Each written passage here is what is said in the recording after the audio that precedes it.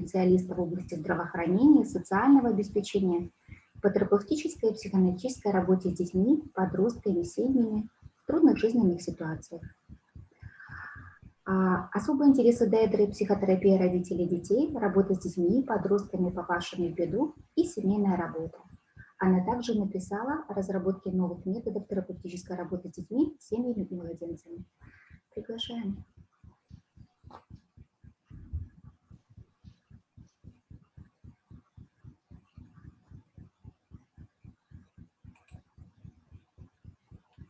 Thank you.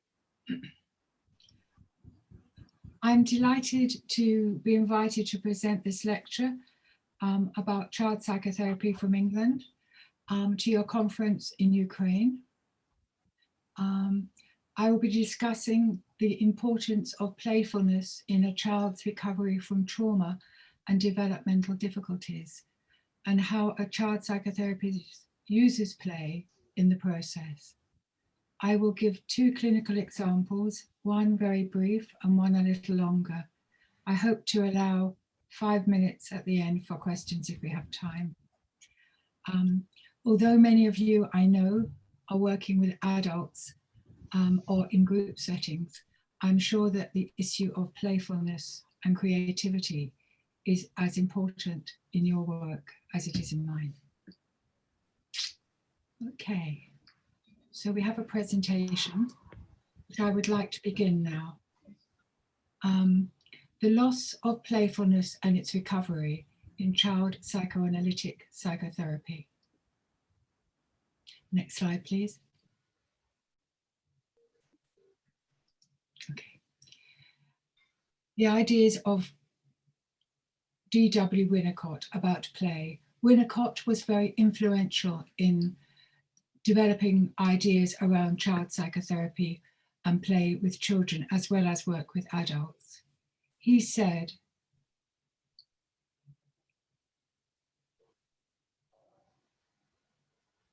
I have the Russian version here. Apologies, not the English one. But I can read from my own text.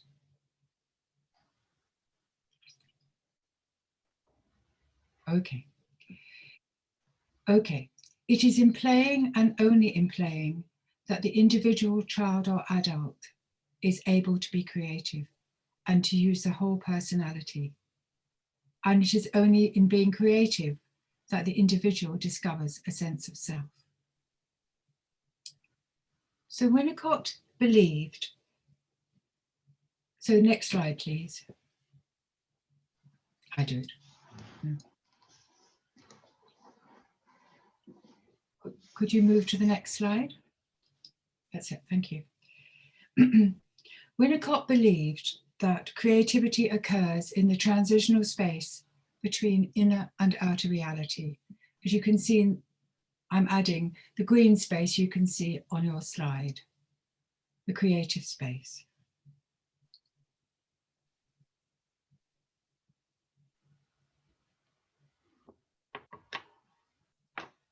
Could we return to the slide? It's disappeared. Okay, thank you. A child's imaginative play occupies this transitional space.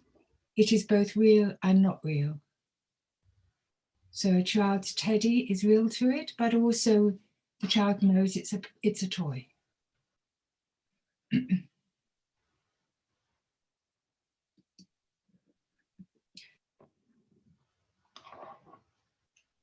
I'm following the text.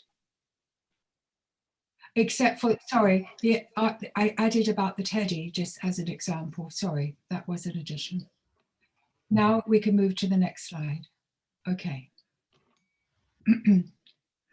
Slide number 4. Yeah. Yeah, lovely. If all goes well, play is there from the beginning if the baby feels safe in the mother's presence. For example, a baby girl excited by the sight of her mother blowing soap bubbles kicks her legs and shakes her arms in joy. Her mother is delighted and responds with a big smile and a happy face. The baby reaches her hands up and the bubble bursts, spattering water on her face. She is both alarmed and excited, but reassured by the calm voice of her mother saying, "That was a surprise, it's okay." The baby needs the security of the mother's presence to enjoy that moment of surprise. Next slide, please.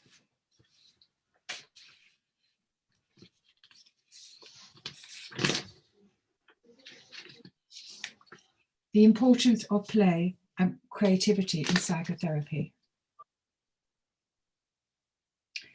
Winnicott developed his ideas about the importance of play in work with children as a paediatrician and a child psychiatrist, and this influenced his approach to psychotherapy with children and adults. He came to see psychotherapy as a creative endeavor, where both the therapist and the patient are engaged together in exploring and understanding our problems. The therapeutic setting is a transitional space. He said in 1951, "It is in the space between the inner and the outer world, which is also the space between people, the transitional space, that intimate relationships and creativity occur." Next slide, please.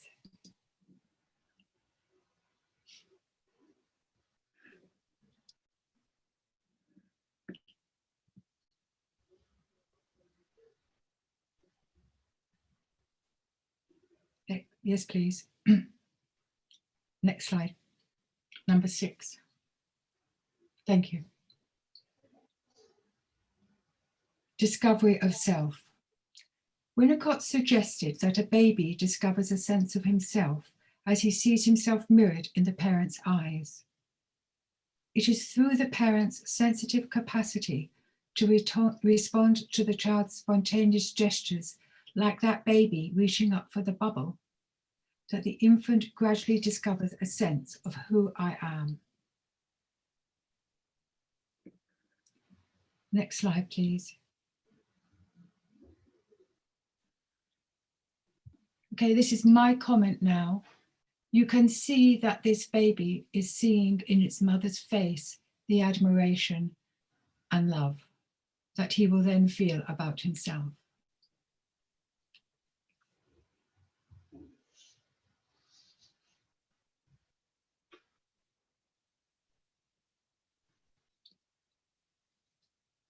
Okay, next slide, please. I'd now like to differentiate play and playfulness. Playfulness is a mood of spontaneous engagement with the world. It is different than the activity of play, with its functions of learning, exploring, thinking, and discovering. I would like to add a comment here. The value of play to a child psychotherapist is that it is an unconscious communication of the child's inner world, like free association or dreams in adults.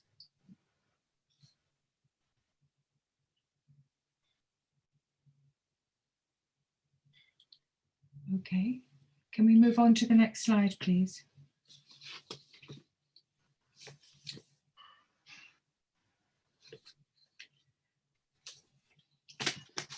Child playing. Okay, next slide, please. Number 10, thank you. The loss of playfulness in infants. Joyful playfulness and spontaneous engagement with life disappear if the baby is fearful or grieving. The infant will then withdraw, curl his body away, or cry out angrily in protest at the lack of care or the loss of a loved one. These early feelings are felt and remembered, but they are pre-verbal and remain as feeling states that cannot be put into words. Christopher Bolas, 1987, suggests that if these it is these infantile feeling states that the psychotherapist picks up in the countertransference. They are brought to the surface and communicated by the patient unconsciously in the intimacy of the psychotherapy relationship. By putting these feelings into words, we make them available to our patients to think about and understand in the present and integrate them into a sense of self. Next slide, please. Number 11, thank you. Sorry, no. Could you return to number 11, please? Thank you. The impact of trauma and deprivation on the growing child. Faced with distressing experiences, older children also withdraw into themselves or show their fury in repetitive angry behavior, alienating friends and family. Their behavior can appear meaningless. They are often labeled delinquent, lazy, or hateful, and they see themselves in that way too. A child unable to play loses a creative connection to life and self-discovery. This is seen in traumatized children who lose interest in learning, relating, and having fun. Interactive and individual play have been shown to stimulate recovery. Next slide, please. Slide 12.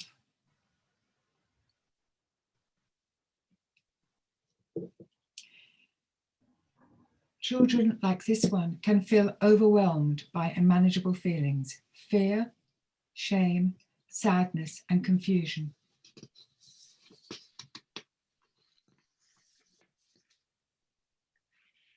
Slide 13, please. Recovery in psychotherapy. Monica Lignardo, 2006, suggests that when moments of playfulness occur in therapy, they can help melt, dissolve, neutralize, and effectively antidote the painfulness of raw and undigested memories and feelings. These new experiences bring about a change in the child's internal world, a new balance between creativity and the corrosive effects of damaging early experiences. The recovery of playfulness indicates a renewed sense of hope and well-being. And I'm going to add this now. I will now illustrate this in two clinical examples. The first, very brief, the second, a bit longer. So I will tell you about two children who had very different problems. I've worked with once weekly. So I'm adding this. I worked with them once weekly for about 3 years. Peter, age 9, was caught up in destructive, repetitive play. Mandy, aged 8, a traumatized child with learning difficulties, was unable to play when I first met her. Okay, just Peter. Slide 15, please. Peter was distressed and angry, caught up in violent and risky behavior at school and home. His unhappiness was due to his parents' prolonged, bitter divorce. He played war games in therapy in a repetitive, cruel way, a reenactment of the battle between his parents for which he blamed himself. Here, the task in therapy was to provide a setting where his distress and anger could be worked through in a safe, reflective relationship. Over time, the quality of his play changed. Opponents were treated more mercifully, the battles ended, and he moved on to bridge building in the sand tray, a new challenge. So I will now talk in more detail about Mandy, aged 8. That's on slide 16.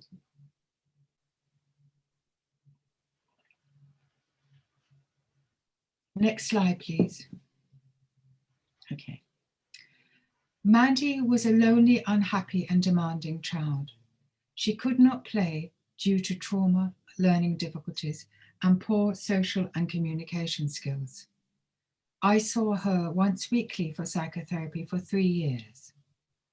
In this time, she creatively discovered ways to communicate to me through play, and she developed a new capacity to be playful in relationships, both signs of her internal emotional change. Okay. Could you please move on to slide 17? Thank you.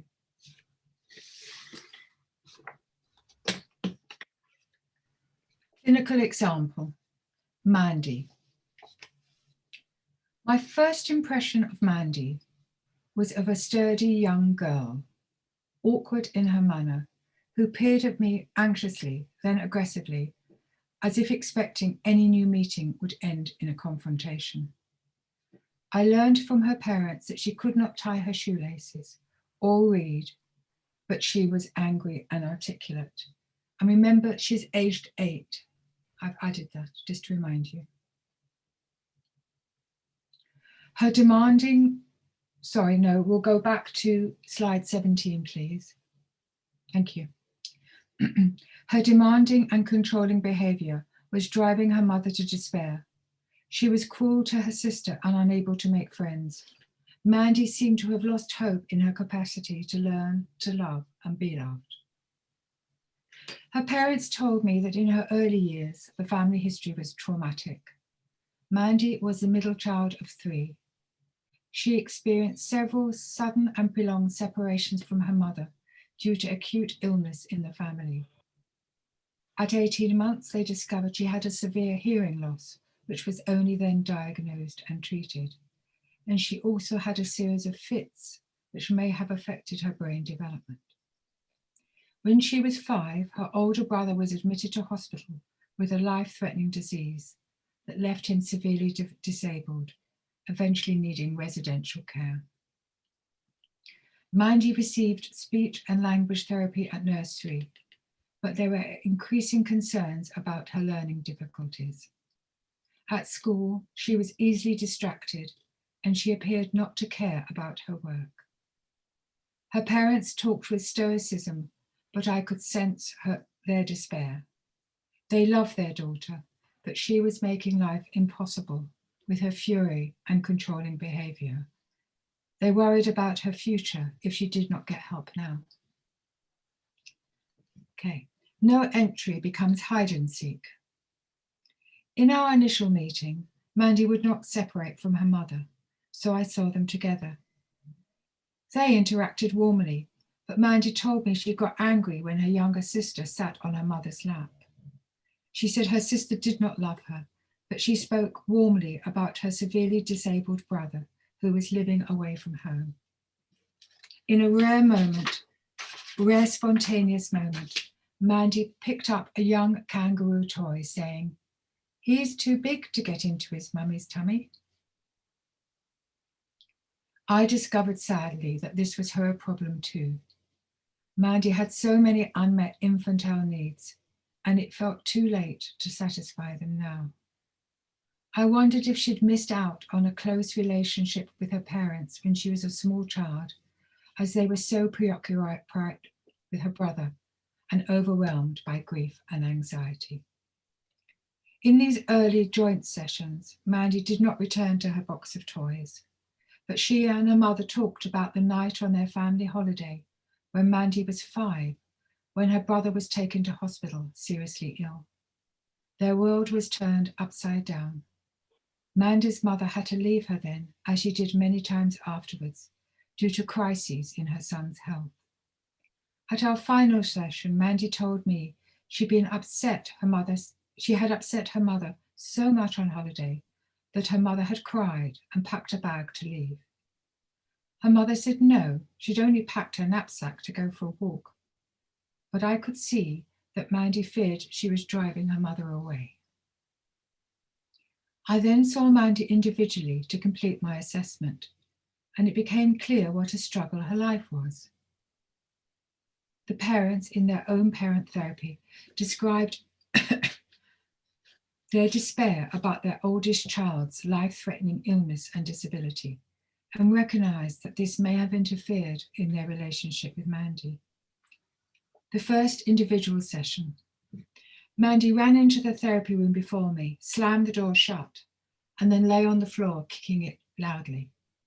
She was furious that she was expected to do something against her will, and terrified about meeting me alone.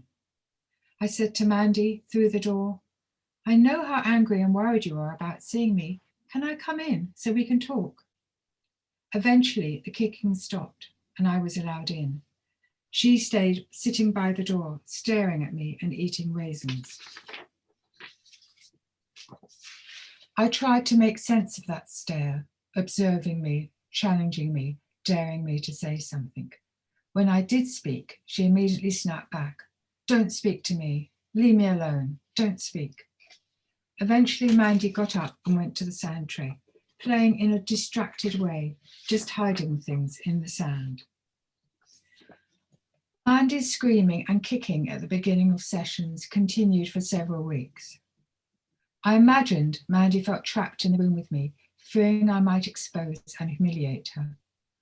I felt stubborn, even curious during these confrontations, but emotionally distant.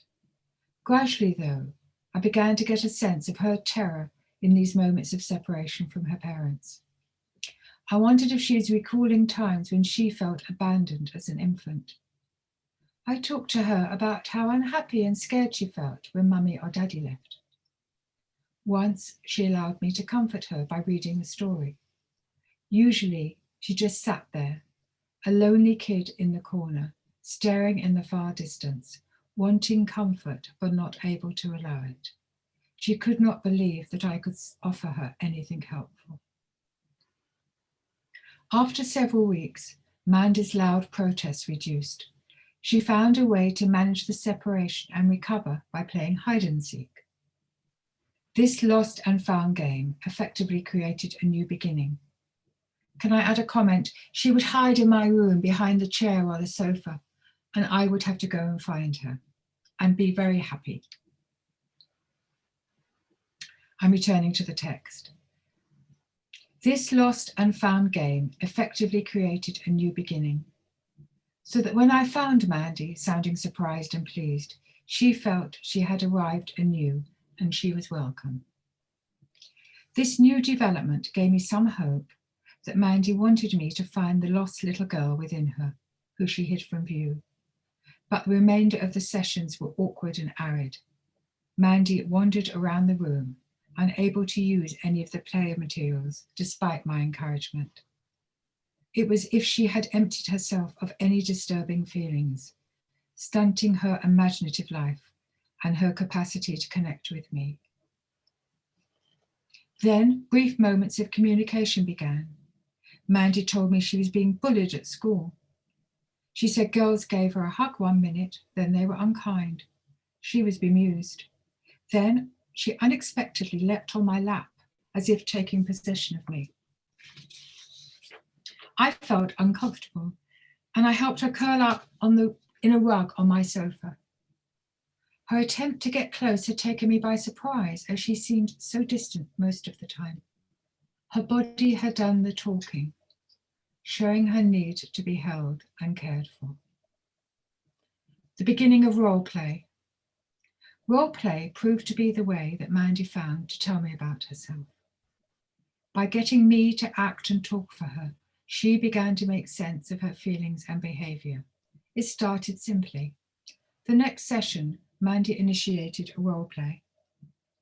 Mandy said, "You pretend to be a little girl who is unhappy at school because you are always left out. I will be a bully." I did as I was told. She faced me and said, "You are horrible and mean. I don't like your jacket or your hair. I don't want to play with you." I said, "Now I am all alone. I feel sad." I said she wanted me to know what it felt like to be the one who no one wants to play with and who is so jealous of others. Being the odd one out felt shameful. She was relieved I understood. However, once Mandy began to feel more connected with me, her defenses heightened. She became more controlling, telling me, "Don't talk, I don't want any help." I found her harder to tolerate and wondered how I could help her if I could not say anything. Yet, as the transference deepened, Mandy's need for me as a maternal figure surfaced. She could go through rapid changes of mood in her sessions. She would unexpectedly pretend to be a baby hiding under the blanket, saying, "I am in my mummy's tummy," or she would ask to curl up on my lap. I always wondered if she was seeking to recreate moments of closeness with her mother as a baby that she yearned to have again. I thought of her deafness then, and how cut off and bewildered she must have felt, not feeling emotionally held by her mother's voice. At our final assessment session, Mandy told me how hard life was for her. She was angry I had been away on leave. "You don't know how difficult it is for me. I'm stuck here. I want to read, but I don't want any help. You don't know what it's like to have so many helpers." She sat far away from me, looking lost. After a long silence, I said, "It's hard to feel close again after a break. It's hard to forgive me for going away." She got up and moved closer with a slight smile. Then she felt uncomfortable and moved away, asking how long to the end of the session. Mandy both wished and feared a closer relationship with me. She longed to be nurtured like a baby, but she felt ashamed about feeling different and needing so much help. I was relieved that she risked letting me know how she felt, and that now I could talk more openly without her turning away. By now, the impact of Mandy's early history was clear. When her brother became ill, the sudden loss of her mother's care was bewildering, and she felt abandoned. She was left with an underlying fear it would happen again and her world would fall apart. Mandy jealously held on to her mother in an attempt to meet these early unmet needs. She knew her demanding behavior evoked moments of hatred and despair, but she could not emotionally separate from her because she feared losing her mother's love. She defended herself fiercely, denying any anxiety, sadness, or guilt. Mandy was also increasingly aware that intellectually she was falling behind her peers.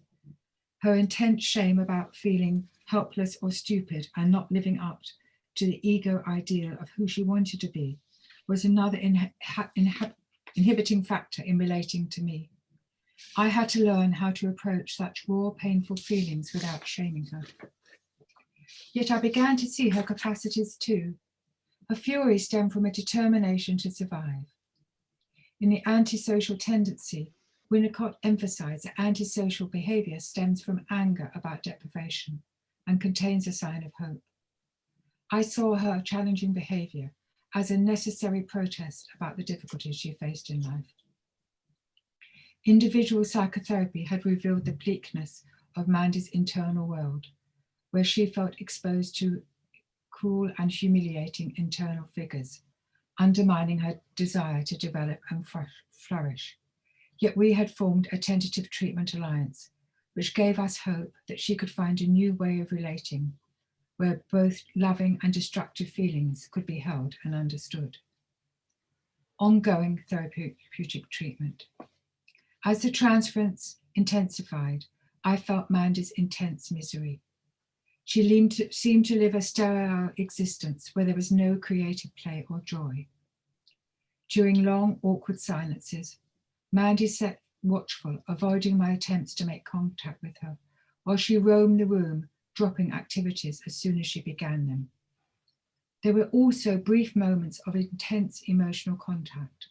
Many were bewildering, like the way Mandy switched from warmth to deliberate cruelty in this session. Mandy began sweetly singing a series of Disney songs. I was delighted watching her, absorbed in her music.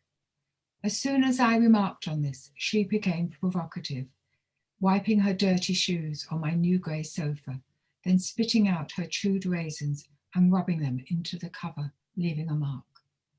I was shocked by how furious I felt. After that shared moment of pleasure, I was not prepared for this. Mandy suggested we play hide and seek, wanting to bridge the gap she had created between us. But then again, she pushed me away, triumphantly pointing out, "We've only got 5 sessions left before the holiday." In these sudden mood changes, Mandy seemed to be reenacting her bewilderment and anger at the loss of her mother's warmth when she suddenly disappeared to care.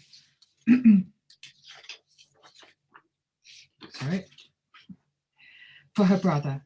It felt so cruel. In her play, she reversed roles, and I experienced her distress and bewilderment. Making a refuge. Mandy's next spontaneous idea was to create a den in my room where she could hide, using blankets to cover the table. At first, she said it was scary there, but over the weeks, her den became a retreat. From here, she could talk to me but not be seen, and she allowed me to tell her my thoughts too. Now, 7 months into therapy, there were small improvements. Mandy's relationships at home were warmer, and she was making friends at school. Yet her internal world was full of suffering. She found the summer break from psychotherapy difficult, and when she returned, it was disturbing to watch how she could turn her pain at feeling rejected onto herself. Mandy showed me 2 blisters covered with plasters on her foot. I said, "I think you have sore feelings inside that hurt as much as those blisters." "No," she said, challenging me with her gaze, as she always did when I talked about her feelings.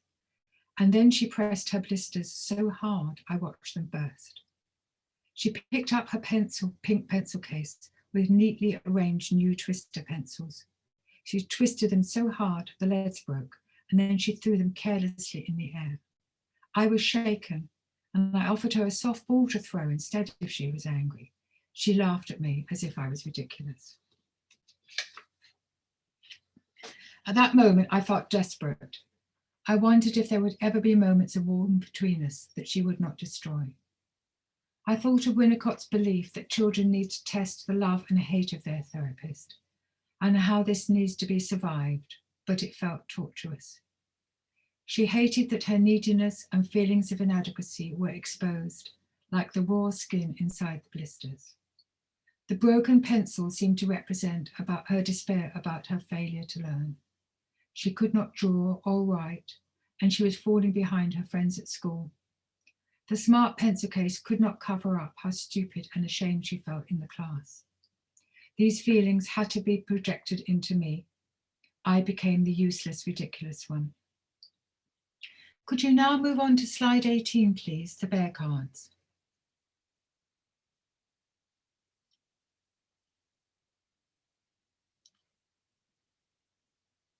Next slide, please. Thank you. By 18th month of therapy, Mandy's capacity to play had increased. The chance discovery of a pack of picture cards made it possible for her to show me the bewilderment about intense feelings she felt and evoked in others. As you can see, each card shows a bear's face expressing different feelings like sadness, anger, confusion, and joy. She lined them up and studied them intently as if trying to discover what these facial expressions meant and what they felt like. She had found a safe way to explore feelings without having to read people's faces directly, fearing the worst. For weeks, she returned to these cards. Eventually, she devised a game where we could choose the bear cards we liked. Just to add, there were about 40 different cards with different feelings. Okay, I return to the text.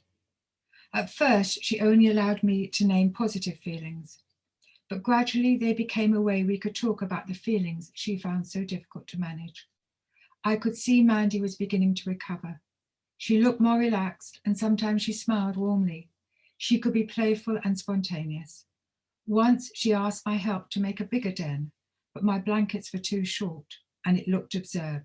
We both ended up laughing. I think it was the first time. She began to show me her dreams for herself too. One session poignantly, Mandy tried to do a headstand. She said she wanted to be like a young dancer she's seen on YouTube with hundreds of followers. I was painfully aware how ungainly she looked. Then she struggled to draw a heart, which she wanted to take home. This turned into a battle between us when I rather insensitively refused. Mandy burst into tears, telling me, "My heart at home is broken. I've got nothing at home." I felt touched by Mandy's sorrow.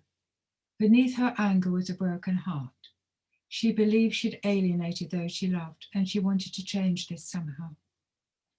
At a crucial stage of therapy towards the end of the second year, Mandy began to use role play to mirror our conversations.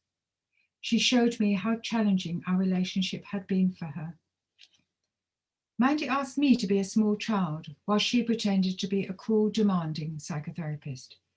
She shouted angrily at me, "Why aren't you playing? What are you feeling? Tell me, what are you feeling?" In her role as a child, I felt attacked. I was reminded just how critical I would seem to her. Mandy then turned the lights off and hugged me, as if to make up for these stark feelings. Mandy replayed the story many times, asking me to pretend to be a little girl who is upset because I can't find a friend to play with and because I felt stupid in class. She was the therapist. My responses helped her find words for her feelings, but also my sadness and dismay at being rejected or humiliated proved that her distress had been understandable and justified. She could stand back and look at her experience through my eyes and feel sympathy for herself. As these role plays developed, Mandy in her role as psychotherapist became kinder, often giving me helpful advice how to manage my life. Mandy's critical attacks on herself and others softened as she began to understand herself a little better, but she was desperate she was failing to learn. Her parents began searching for a special school to meet her complex needs. She now wanted to learn and understand. In psychotherapy, she asked me the meaning of words she'd heard at her psychology assessments, like autism and dyslexia, and she asked if they applied to her. However, Mandy was happier now. Her dry sense of humour had come alive, and she entertained me in sessions with stories about her life. She had good friends at school, and I felt she was ready to work towards the end of treatment. Conclusion. In psychotherapy, we can see how children discover or recover their capacity to be playful once they become more confident and secure within themselves and begin to make sense of their life experience.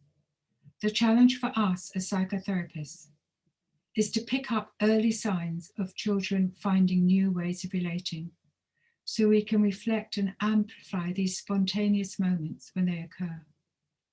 With both Jack and Mandy, we can see it was important too that their parents were able to recognize and take delight in their child's increasing confidence and creativity, so that the home environment becomes a setting for the child's new steps to develop and thrive. Thank you. That's the end.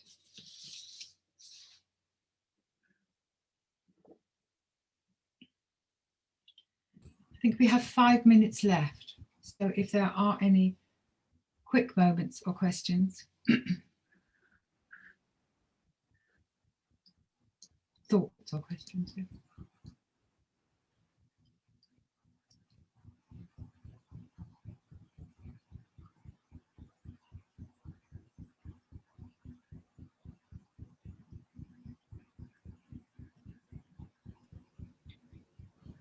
I have a question if no one else has.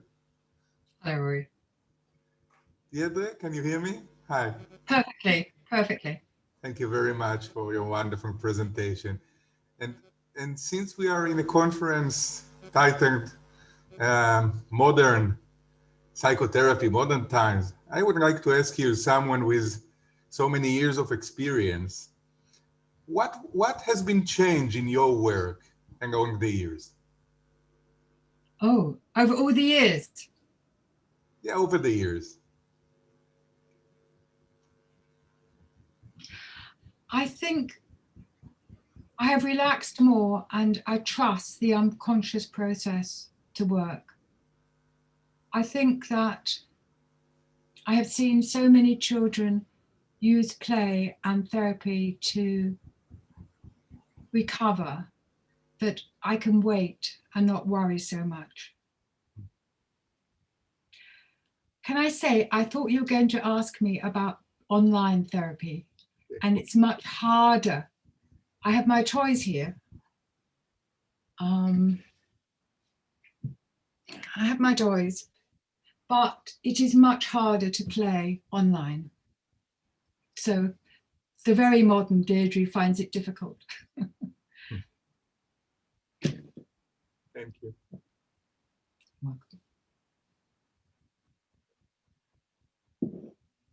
У мене запитання. Наскільки доцільно долучати батьків в паралельну якби терапію, коли працюєте з дітьми? Чи у вас є такий досвід?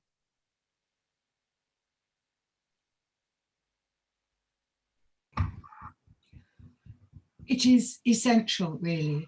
If I had longer, I would have talked about the concurrent work that my colleague, who is a family therapist, did with both sets of parents. And if that hadn't happened and they hadn't changed, I don't think my work would have been so successful.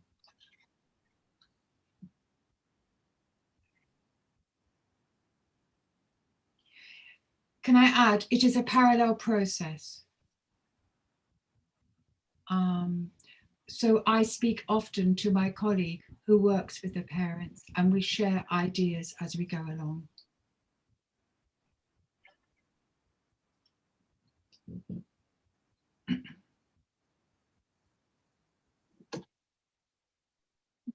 Спасибо.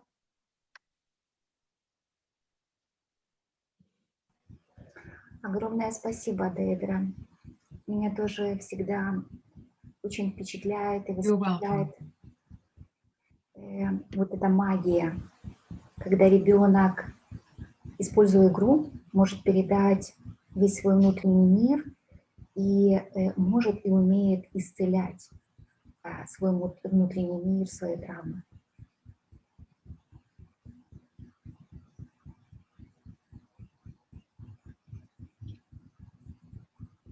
I agree, and it is like dreams in adult work or free association. It is like a natural, I've forgotten the phrase, but it is a door to the unconscious, a window to the unconscious. That is one thing. And the second point is that play is built into child development. It is there from the beginning. And if life doesn't interfere with it in a negative way, children would find their own ways of solving their problems with their friends and themselves through play. But we are lucky we can use it as psychotherapists when it gets stuck.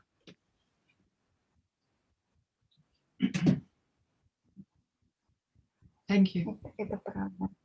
Это правда.